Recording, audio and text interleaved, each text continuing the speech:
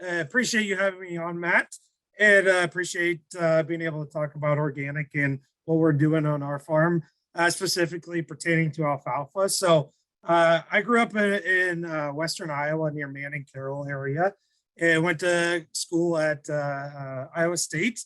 Ended up doing some farming in college in Brazil, as well as some farming in Africa. And then diving into kind of the backstory, I came back to the family farm, which is about 800 acres at that time. Nobody worked full time on the farm. Excuse me. And so what I decided back in between 12 and 15 that we started transitioning our entire farm. And so you can see a picture of my dad there, myself with cover crops in the background after the cereal grain. We got started growing cereal grains in a conventional setting and realized that we could produce our own nitrogen things through the cover crops and chicken manure. And we started converting and we grew this farm to about 4,000 acres now. We've opened up operations in Texas and Nebraska for different various reasons, but we are regenerative and organically certified as well as kosher certified. We do a lot of food grade crops, and I'll get into it a little bit just so you understand kind of what we're doing on our farm, but why we have all these certifications, why we're going the path we're going. So these are the different farming operations. Each one has a different specialization. And the one thing that I'll talk about is they're all alfalfa based. So they're all based in alfalfa being the crop that makes everything go. And they're in areas where alfalfa makes sense. So B&B Irlbeck Farms, we do a lot of food grade processing into chips. We work with Daily Harvest, which is a food grade company that's emerging that we're raising different things for. But on a year, B&B Irlbeck Farms will have 1/3 of it in row crop and probably 2/3 of it in alfalfa. On a typical year, it changes a little bit every year, but that is our basic type of rotation there. The CB Ag LLC is out in Nebraska. We are partnered with a hay mill that does 60,000 tons of hay per year. And we chop everything and bring it into the hay mill. And in that operation, we do organic food grade corn as well as nutraceuticals and other few food grade type of aspects on there. But we have about 80% of that operation in alfalfa, about 3,000 acres of alfalfa out there. So large alfalfa operation, and I'll dive into a little bit more. Then Lone Star Organics, as the name probably gives away, is in Texas. We have an operation that we're building down there that supplies organic dairies, conventional dairies with alfalfa. We're in transition right now, but that'll be an alfalfa corn-based rotation. So as you can see, our operations, we decided not to build any more in Manning, but build around where the alfalfa is needed in certain areas of the regions where it has good utilization.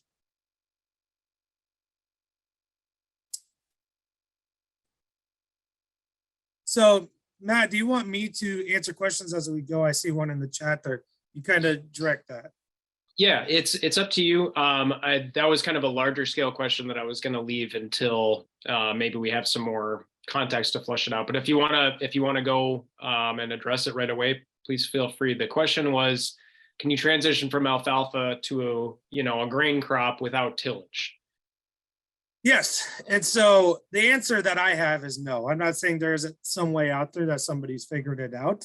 I have not figured that out. And so we use tillage when we kill alfalfa. We disc it and we field finish it once before planting. And that kills about 80 to 90% of the alfalfa. So I have not figured out a way to transition into another crop without doing tillage on the alfalfa. So that's the short answer. I'm sure somebody has different ideas out there that may not work, but we have not figured it out to be able to accept the risk of doing that. So one of the things that I always talk about is why we transition, and it'll evolve into a story of how we got to alfalfa. But this is always a great thing that I bring up. It's a USDA data, and I'm sure it's not exactly right, but the whole overall premise is, I like to say, is in conventional ag, the people that sell you products know your bottom line better than you do, because they're very, very, very good at taking all the longevity, sustainability, and profitability out of your operation. As you can see, from 96 to 2018, the average row crop per USDA has made negative $4.05 per acre. So we transitioned to organic because we wanted to create a farm where we could come back to, create one that we could do different crop rotations to benefit our soil and ultimately be profitable.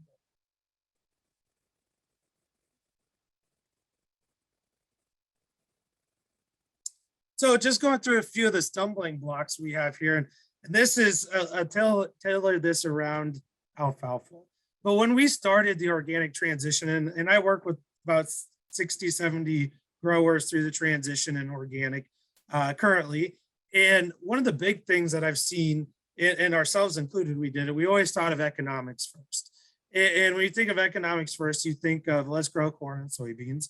We know it, we know how to market it, we know how to grow it, we know the fertility of it.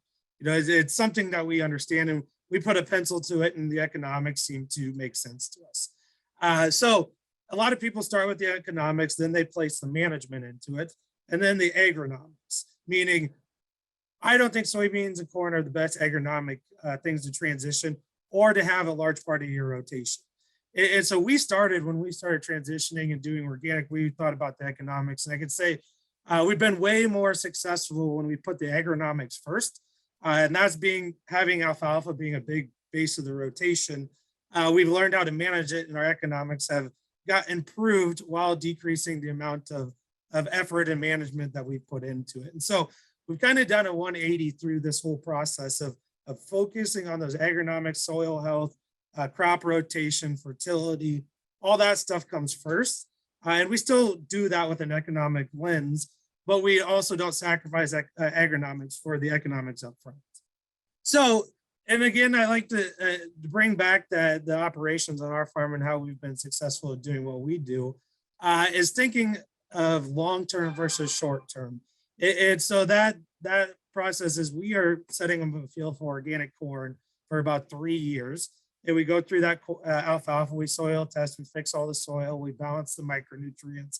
We start putting different compost and manure on it to start building that biology as we're going through that process. And I think one of the things that people go into organic and go through organic is we have to think about raising corn this year because we got to make as much money to pay off all of our operations and things like that. And I did that when we first started. And now we think of the long term, and we build out 10-year rotations, and we balance our hay aspect of our operation, so we don't have 500 acres of hay one year and 0 the next year and have all that equipment sitting in. So one of the big things that we've done is think about that field level agronomy year 1 through year 10, that operational capacity year 1 through year 10. So we don't have big swings and everything. And then it balances out that revenues and margins for that operation. So we're not all corn in that 3rd year of organic. A lot of times we will leave alfalfa in for 3 or 4 years, even if that field is organically certified. And this just goes through our planning process of thinking about that short-term versus long-term and balancing out that rotation of alfalfa and corn throughout that, and then placing the right amount of management, the right amount of equipment, accessing manure, accessing fertility. We can plan, and we usually get it on farm in April, May for the following year. So all that planning, all that operational capacity, all that soil health and management takes years to develop and develop a process and a routine. And so I just put this slide up there to show kind of how we look at balancing that out and keeping it streamlined. So this is one of the bigger aspects of learning, going through the process of organic production in alfalfa. I'll flip between 2 slides here. And so if we take our numbers, our 3-year net income, and we account for everything, office staff, opportunity costs and all that. So again, the $713 and the $2,153 are not that important here. But what we see in a corn soybean rotation on our farm, and that's, you know, transition through corn, soybeans, corn, soybeans, corn, soybeans, is a net income of around $713 and a 3-year net income. If we balance that out with alfalfa, and the 2 biggest factors in this number, you see an alfalfa rotation almost doubling our profitability. And again, it might not be 1,304, but what we are able to do in an alfalfa rotation is decrease our cost of organic corn production through multiple means, either through being able to reduce our nitrogen need, because we're producing alfalfa, putting 125 to 150 pounds of nitrogen in it, which saves us $200 to $250 an acre. We also have really good weed control, and we are in that field that's doing management of weed control. And we usually have a 10 to 20% better corn crop year over year than we would in a corn soybean rotation. Again, doesn't make this doesn't say it fits every farm, but this is what we see in our cycle is we have much better profitability, much less time commitment, much less capital outflow in terms of buying inputs, and much better yield return on our operation. So I'll just flip back here, and Matt, do you want me to explain anything more here? I can, but I think for me, it's not the actual numbers. It is that we are seeing better profitability with less work and better soil than what we were doing in corn soybean rotation. Yeah, no, I think that's good information. And it always is kind of that, even looking at long-term crop rotation studies at, University of Minnesota or Rodale. I mean, when you lengthen it out, it does, kind of support that data too. But yeah, it can be tricky, if you're making those short-term decisions based on finances to see the benefit. But I think over the long haul, it absolutely shows up. There was a question here about, does this hold true for areas of the country where, rainfall is more limited, or, maybe you don't have access to irrigation if you're, out west, or if you're down south in Texas, et cetera? So that's a very tricky question because there's not a one answer fits all. I think there's an understanding that I have on the alfalfa side that might answer that question at a broad level. And so a lot of alfalfa moves west to east. And so there's dairies in Indiana that buy Wyoming alfalfa and because of quality. And I think the big trend that I'm seeing is there's a lot less water out there for whatever reason it is. Dairies are becoming less picky.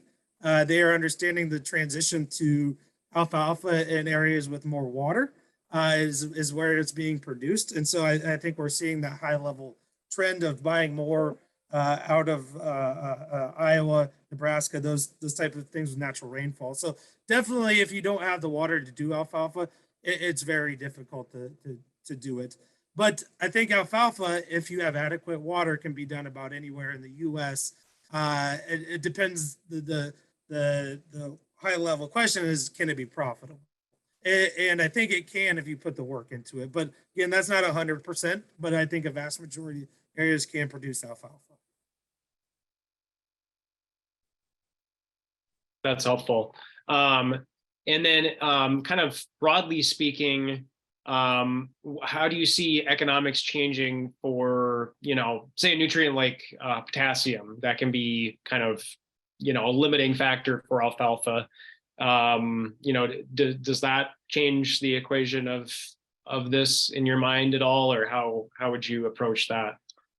Yeah, so this is a conflicting thing for me. I think the hierarching thing is potassium prices will come down over the next 5 to 15 years. There's a lot of new potassium. If you do and I only know this because I just went to a fertilizer conference. There's a lot of potassium sulfate mines, very cheap mines coming online in the next 5 years, both in Australia and Brazil. And those are potassium sulfate mines that I think the plan is to get cheaper than potash. So the long-term view of potassium looks good. For us and what we do, we create a lot of our own fertilizers through food waste and compost. So our fertilization cost is relatively cheap compared to a lot of other people. But again, we put that together. We've worked on it. We put contracts together to get this stuff and compost and turn it into fertilizer. And so it is a very high consideration what your fertility cost is. Then the third aspect of that is, what are you putting on your corn and soybeans to get the yield out? I know in a corn soybean rotation for us, it has been we over apply potassium and phosphorus to get the nitrogen. And so we use that alfalfa to take that out of soil and kind of balance it out over a long run. So it is an equation that has to be factored in, and it's not the same in every region everywhere, but it is something that we watch closely.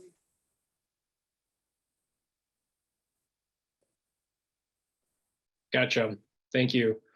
And this is kind of a broader question that maybe you'll get into in a little bit more detail, but what are what are kind of the top line items for you in terms of raising yields on alfalfa and or quality? You know, what's kind of the, if you could reduce it down to, you know, 2 or 3 type items, what are you thinking there? Yeah, so and I'll go over broad level, but we'll dive into it a little bit deeper with the next slides. So for alfalfa, the number one thing is being able to manage labor. And alfalfa takes a lot of labor at a certain amount of time. When we get done planting corn and cultivating, you get the rest of the summer off. And so you got to find people that want to do this, and you got to figure out how to pay them very well, because it's not an easy job. It's a 24/7 the whole summer. When you need to be on the ball, you need to be on the ball. So labor is the number one thing to be able to do alfalfa well, because cutting schedules, cutting time, cutting windows can be the whole difference in alfalfa production. As far as getting better yields, cutting quicker, cutting sooner will get you quality and better yields if you keep that cutting schedule on time. Now that's difficult in Iowa. We've run into years where it's just not possible, but this year was a really good year to be able to do that. And then really pour the fertility to it. You got to treat alfalfa like corn in terms of fertility to get high yields. If you don't, you'll get average yields, such as corn. And so just looking at our alfalfa strategy, just from planting and maintenance, we plant 20 to 25 pounds of alfalfa per acre with a cultipacker. We'll do 1 ton of compost or 1 ton of poultry manure. Then we'll do a rolling and packing on that too. And we'll usually throw, sorry, I didn't put this in there, but we'll usually throw about 32 pounds of oats with that alfalfa to get it started. And then on existing alfalfa, we're doing 2 tons of compost, 50 pounds of elemental sulfur, 10 pounds of elemental boron. Then we use neem oil for pest control if that issue arises. And this year we're starting to get into K-Mag, the organic K-Mag, magnesium, potassium, or K-Mag, potassium magnesium sulfate is a really good fertilizer that we will start utilizing this year as well to bring more potassium, more magnesium, and more sulfur into the rotation. So again, going to top 2 things is fertility and management to getting higher alfalfa yields. Gotcha. Thank you. So the big takeaway for everybody, if you're going to do alfalfa, you need 2 markets, and there's 2 different markets. You need a medium to poor quality market, then you need a high quality market. And so to talk through the medium to poor quality, alfalfa that is past bloom, alfalfa that's been raised on, alfalfa that takes more than 5 days to dry. And so when alfalfa sits in the field, every day it sits in the field, you get less and less quality alfalfa. It respirates, it goes down in feed quality. That's why chopping alfalfa is very easy to get decent to high yielding field quality, because you're usually leaving it out there 18 to 24 hours. So understanding that the longer it stands out there, the less chance you have to get quality. So there's different things you can do to help that, different crimpers, more advanced crimpers to get it to dry down quicker. What we use, we've cut a whole day off of drying with the new steel crimpers that we put in the John Deeres that we have. So things like that. So medium to poor quality alfalfa is your cattle, your beef cattle, your dairy heifers, depending on where they're at, hay mills that do pelletized stuff, things like that. And so we developed a poor quality market that if it rains on, we wrap it up in big ground bales, put it on a truck and get it shipped off. We also have high quality markets, well fertilized, pre-bloom, cut and picked within 4 days, picked up within 4 days, moisture below 15%. And these are all in big squares under a building that we have built on each farm. And so you have to have both of those to make this work. Or if you don't, when you have high quality and you don't have anything to do with the poor quality, the numbers don't work out very well. Or if you have poor quality, have everywhere to go with poor quality, but nowhere to go with high quality, the numbers average out not very well either on return. So the biggest one thing that we learned is to find both of these markets. And it's not a, hey, call somebody up and sell alfalfa. There's plenty of organic alfalfa around the country. I should say that there is a shortage. What we provide to the end users is we're a logistics and storage team, is being able to store and deliver it when they need it, be able to build them in a corporate type of way, is why people buy our alfalfa. I mean, there's good alfalfa around the country, but we're able to provide the extra bow and wrapper around the stuff that we do, why people come and buy our alfalfa.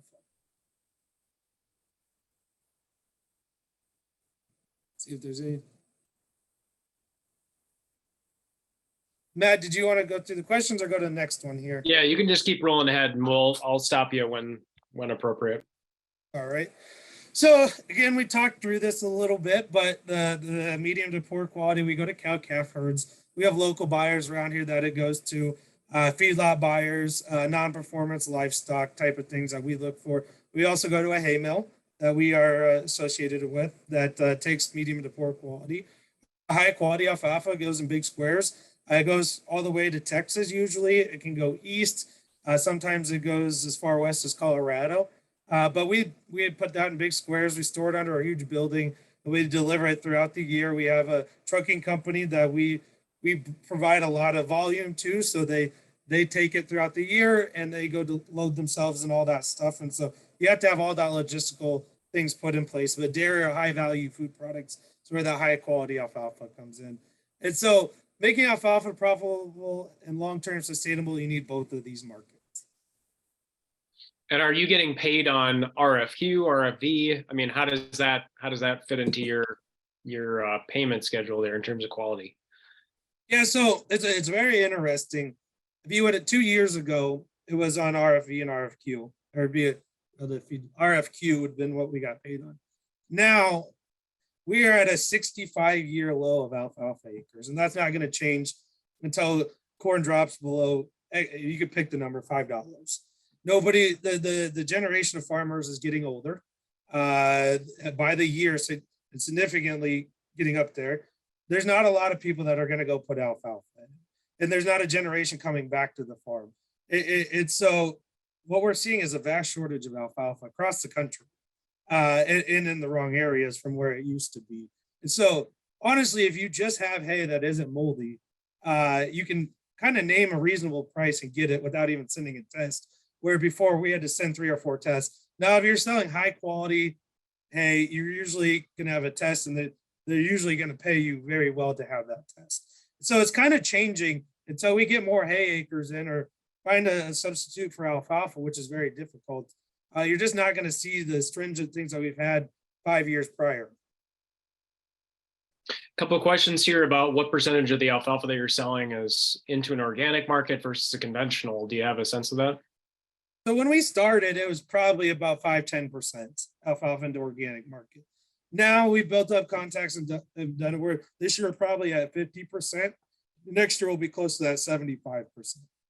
I imagine. So do you feel like the price is high enough in the conventional market where you can still make it pay, even though you may not be getting an additional premium on your organic alfalfa? Yeah, and honestly, they're about the same price right now. I mean, you might be able to squeak out another $10 a ton for organic, but that $10 is going to be eaten up by different things that you have to do for that organic buyer. That usually I almost try to skip the organic buyer and go to the conventional one. Interesting. And do you see the same availability issues on conventional hay as well as in the organic marketplace? Yeah, it's across the board. Organic hay is hard. You can't be done in July 1st and go to the lake house and drive the boat. You got to go all the way till September on it, and it just doesn't fit a lot of conventional farmers, even organic farmers, mindset of farming what they want to do. It's not detriment against them. It's hard. So I just don't think you're going to see this huge amount of hay acres come back in organic. Do you have a rough spread of how much fits into that low versus high quality bucket? So this year is like 90% high quality, just because of our droughts. We were able to put it on the ground, it dried out, we'd get it picked up, get it into a barn 3 weeks before the rain hit, which is not good. But normal years, you'll hover in that 40 to 60%. Most years will be 60% good, 40% bad. Your terrible years will be 40% good, 60% bad. Yeah, I would imagine it probably depends a lot on what the weather gives you. Yes. In which case the exceptional drought in Iowa probably works to your advantage a little bit there, for drying. Hay is one of those amazing things. Alfalfa is, and when you start marketing a large volume of it, it's one of the things the government's kept their hands out of, and it's amazing to watch it. because hay will reflect the true value of what it is. And so if I produce 4 tons, the price usually goes up to make me profitable. If I have to produce 7 tons, the price goes down, and I'm usually still making a margin on it. And it's not controlled by outside things of the government. Is done in agriculture. So it's kind of nice to be able to grow it, and it works in a drought, and it works when it's wet. Mm-hmm. Yep. So overall, we may have skipped over this, but what is once you've transitioned, what does your overall crop rotation look like then? Yeah, so we usually do 3 to 4 years of alfalfa. It depends on the field. In terms of where we are with our food grade corn contracts, what we need to produce on corn to fill those. We go 3 to 4 years of alfalfa, 1 year of corn. And then we look at the soybean market. And so this year we had a fair amount of soybeans. I mean, it was only 600-700 acres, so it wasn't a terrible amount of them. But with the price of soybeans we put in soybeans. If they don't, soybeans are $25 a bushel. We're going to go back to alfalfa after that corn. Gotcha. Well, in the interest of time, I do want to give our second speaker a chance to present here as well. So Bryce will be here for the next 15, 20 minutes as well. So we're going to hand things over to Paul Mugge, kind of a different perspective on a similar question. And then we'll just continue to ask questions as they come up here. So take it away, Paul. You can share your screen at the bottom there and drive away. Okay. Share.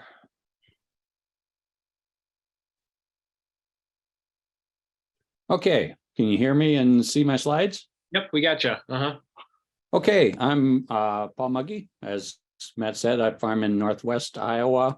I'm a small farmer, but I do it all by myself, so it's a vastly different operation than what Bryce had. Just a couple interesting things about the history of alfalfa. Alfalfa is one of the oldest domesticated crops out there. They've used alfalfa for over 6,000 years. The Babylonians and Persians and Greeks and Romans, they all had alfalfa mainly to feed their war horses, for cavalry and for pulling chariots and things. And the word alfalfa means best horse fodder. Has been called the most important invention of the last 2,000 years. So it's been around a long time, and it really is the queen of forages. For me, in my rotation, I use it mostly for control of Canada thistle.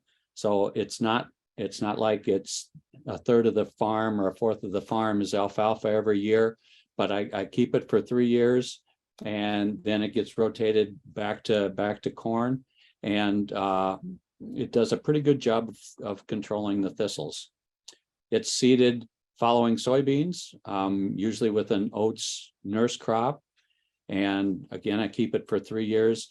I sell mine, all of it sold organic through the Organic Valley Marketing Co-op. It's based on the test. I send in the test for relative feed quality, and the price is just a formula based on that test. And it's in large square bales. I just have to load it on a semi, and it is shipped to Texas or Pennsylvania or New York. It is shipped all over the country, and it works because I don't have to develop those markets myself, which is a real plus. As far as for killing it at the end of those 3 years, I don't do any moldboard plowing, and I really don't do any primary tillage in my rotation, except for this alfalfa. I deep rip it as late in the fall as I can, right before freeze up, to get some of those crowns up on the surface. They'll die. Doesn't kill all of it by any chance, but next spring the disc will really go in the ground, and between disking and field cultivating, most of it's gone. And by the time I cultivate that following corn crop, there's almost none of it left. So I really haven't had a problem killing the alfalfa. Some of the benefits, and these are well known, it reduces erosion, And I'll talk about all of these things in a little bit more detail. Nitrogen fixation, it's good habitat for wildlife, reduces pesticide use, obviously, and I'm all organic, so I don't use pesticides at all. Reduces the loss of nitrogen to the environment. It's a habitat for beneficial insects, which people don't think about too much, but that's pretty important for me as an organic farmer to get some help with the insects that I might have in the corn and soybeans. And again, it's the control of perennial weeds. And Paul, are you harvesting the oats for grain, or are they chopping off for forage, or how does that work?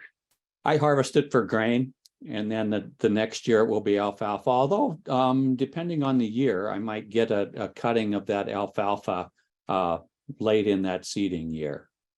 Do you have an idea of tonnage usually with that seeding year cutting? Oh, it varies tremendously. You know, like if I would have done it this year, it would have been 0 because of the drought. Right. But the last time I did it, I probably had close to 2 tons an acre in that seeding year, and it was beautiful quality. So it just depends, you know.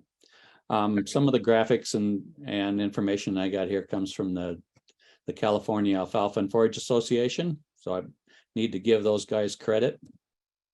Now, some of the benefits of this, everybody knows alfalfa roots grow deep, 9 to 16 feet deep. That graphic on the left, you know, corn roots are maybe 4 feet deep. So it does an excellent job of holding soil in place. You've got soil cover there. You've got great tilth and soil structure, and great internal drainage. As those deep roots die and decompose, they provide channels for that water to go in. There's, compared to row crops, there's almost no water runoff with alfalfa. And there's a lot of biological activity in the root zone or in the rhizosphere. These roots will exude chemicals that are food for the microbiology in the soil. And if you have a diversity of crops above ground, you're going to have a diversity of microbes in the soil to at least a certain extent. And these root exudates, they're organic acids, and that contributes to the soil organic matter. And again, down 16 feet deep. Whereas, you know, you can no-till, and you're going to get really high soil organic matter in those top few inches, but this is providing some organic matter, you know, 16 feet down, where it's going to be sequestered for a long time. And because there's nitrogen and carbon in those dead roots, and these root exudates are food for the microbes, and it translates into great soil tilth and great soil structure. Nitrogen fixation, of course, that's one of the reasons for having alfalfa in the rotation.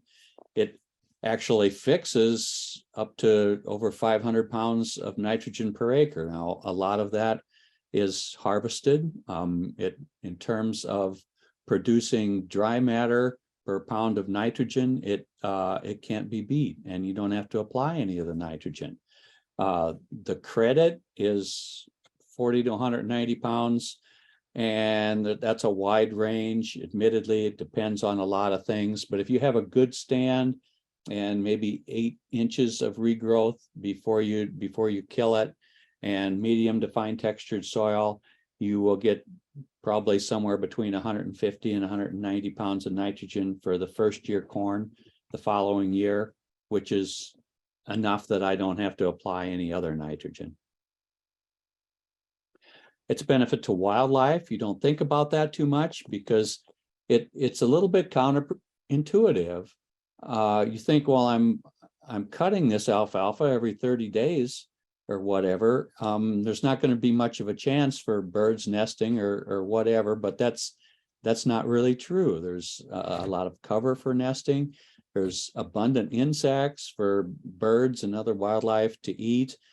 It's perennial, so you've got some growth and some cover there over the winter. And there are actually hundreds of species of insects and other creatures that prefer alfalfa habitat to even native habitat, which is surprising. That doesn't happen very often. As far as nitrate loss, this was some information out of Minnesota. And so the nitrate loss in terms of pounds of nitrogen per acre is on the vertical axis, and on the horizontal axis is the amount of water that comes out of the tile, basically. So the red dots are a corn-corn rotation, blue dots are corn soybeans, and you can see if you have very much water coming out your tile at all, you're losing quite a bit of nitrogen. And I guess that's no surprise to anyone. But if you have alfalfa, even though it's producing a lot of nitrogen, with one outlier there, it loses basically zero nitrogen out the tile, even with a lot of water that soaks down and runs out. Beneficial insects. Again, this is important to me. I need these insects, and the pictures there, top center is a honeybee going clockwise, ladybird beetle. This is a big-eyed bug in the middle, green lacewing larvae in the bottom right, pirate beetle, and a wasp laying eggs in an aphid on the left there, which is, you kind of really enjoy seeing a wasp laying eggs in an aphid. But I depend on these beneficial insects, and there's a lot of insects that use alfalfa as habitat, and less than 1% of them are harmful. And in all of the years that I've been raising alfalfa, I really haven't had a problem with any pathogenic insects. I've not had to spray for anything, and part of that is because of the longer rotation and using those free ecosystem services. But I'm sure that I get a benefit from the beneficial insects that are keeping insects in the corn and soybeans in check as well, because I also haven't really had any insect issues there. This is kind of a confusing, complicated slide. It gets to the real reason why I use alfalfa in the rotation to control thistles. Our very own Matt Liebman at Iowa State University did this a number of years ago. And there's a lot of things going on at once here. And it took me about a half a day to reproduce this with Excel. But the thing that you really are interested in is the vertical axis on the left. So they had 5 different treatments, and this is all organic. They managed it organically for 5 years, and then they're looking at the thistle population at the end of that 5-year period. And most of this is done with modeling rather than actual field trials. But on the far right scale, because there's like 2 other things going on here, this is the survival of the thistle seed.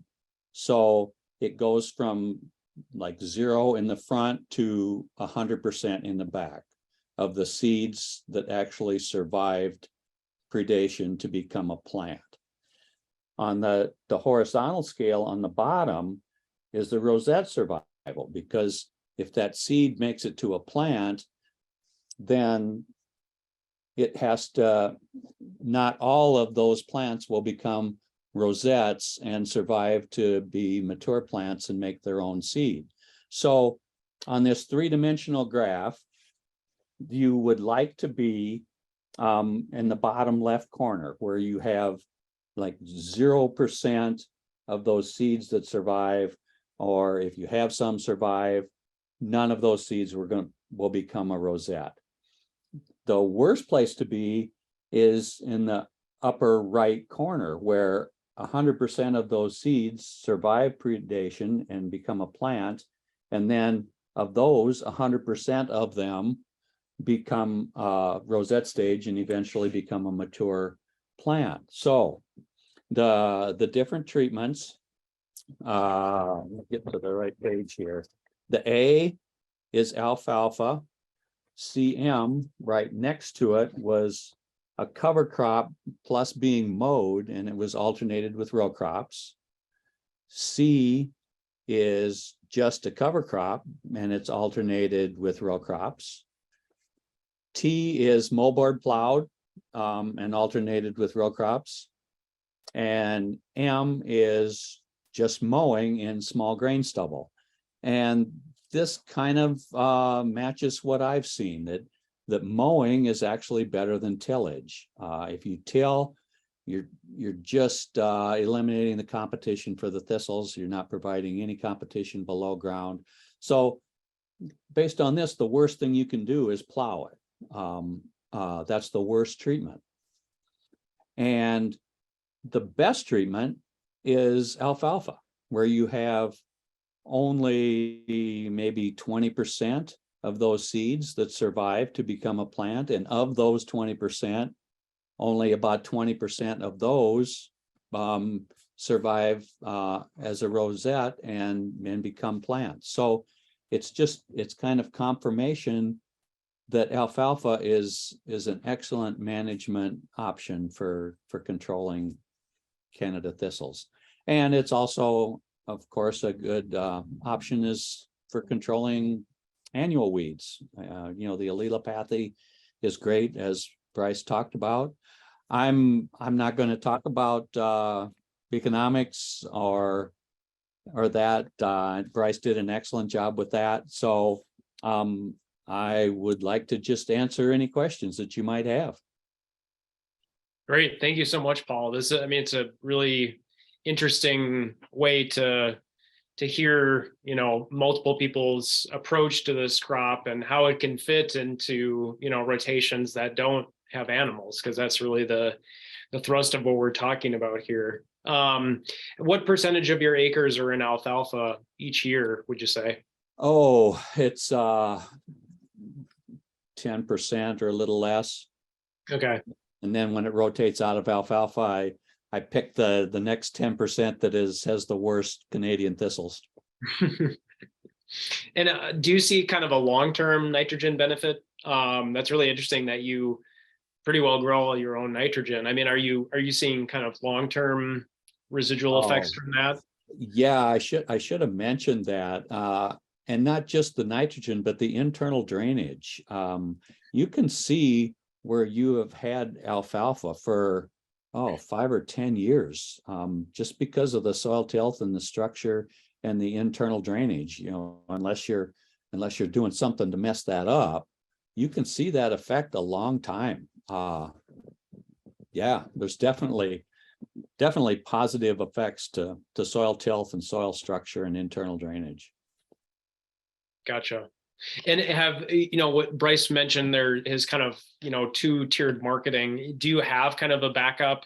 Maybe you mentioned this and I missed it, but do you have kind of a backup market if for whatever reason your alfalfa doesn't meet the OV standards, or do they have their own kind of low quality, high quality market? They kind of have their own, it's just based on the test. And, you get a range, like Bryce said, of what you produce. There's only been a couple times that I've had really poor quality alfalfa that they just didn't want. And I have had, local cow-calf producers that I just peddled that to at a pretty cheap rate. But yeah, basically Organic Valley takes care of that. I see. Now, is there, maybe this question could be both for Bryce and Paul. Is there a time period after which you see a drop off in productivity from the stand of alfalfa, or is that kind of a year by year decision, or do you kind of have a finite time frame that you work with after which it doesn't pay as well?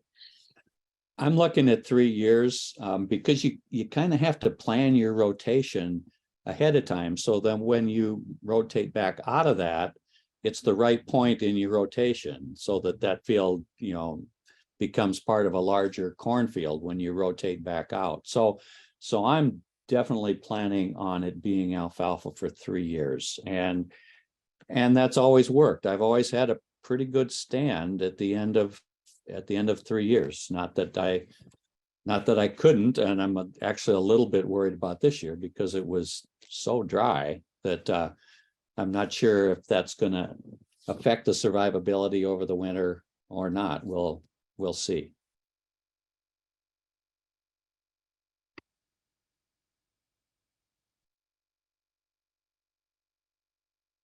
Yeah, Bryce, so what do you have any thoughts on kind of stand length? I know you've kind of detailed your rotation there, but is that informed by experience or?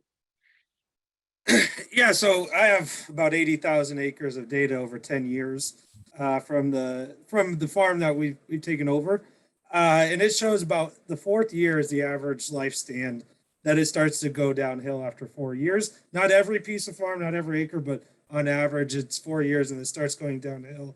The other big piece that I've seen is 2-year alfalfa provides very significant less benefit than that third year. If you leave that in alfalfa in for 3 years, you get a vast majority in it. These are made up numbers, but just close to what I'm thinking I'm seeing.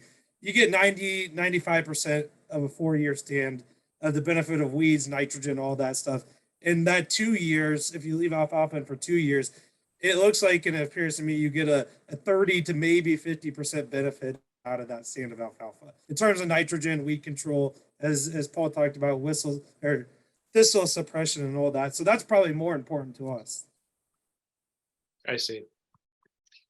Great. A couple more questions are rolling in, and you're saying,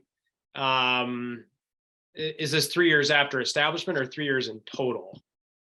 So 3 years that it's harvested as alfalfa. So there'd be the 1 year with the nurse crop and 3 years of alfalfa. Got it. Sold. So in essence, 4 years total. Okay. Yeah. That's the same for us. Okay. Any insect issues? I know, Bryce, you had mentioned you were putting on neem oil. Are you putting it down for leafhoppers or weevil or? We are doing it for both. We scout weekly on our alfalfa and spray as need be, but we found it as effective as the stuff that costs $40-50 an acre, and we're paying about $8 to $12 an acre for it. And so I can't say it solves all the problems neem oil, but it seems to be effective when it had to be. So Yeah, I really haven't had any issues. And then what, maybe you both can comment on planting rates. I think Bryce, you had mentioned in the 20 pound to the acre range. Is that right? 20 to 25 pounds. Uh-huh. That's about where I'm at. Okay, interesting. And have you folks explored adding grass into the rotation as well, or is that not part of the calculus? I've heard that some of the dairy folks like to have a little bit of grass in with the alfalfa. I've not done that. Organic Valley has not said that they would prefer that. I guess I should ask and see. It could be done, but I haven't. Yeah, for us, all of the markets that we go to prefer not to have grass in it.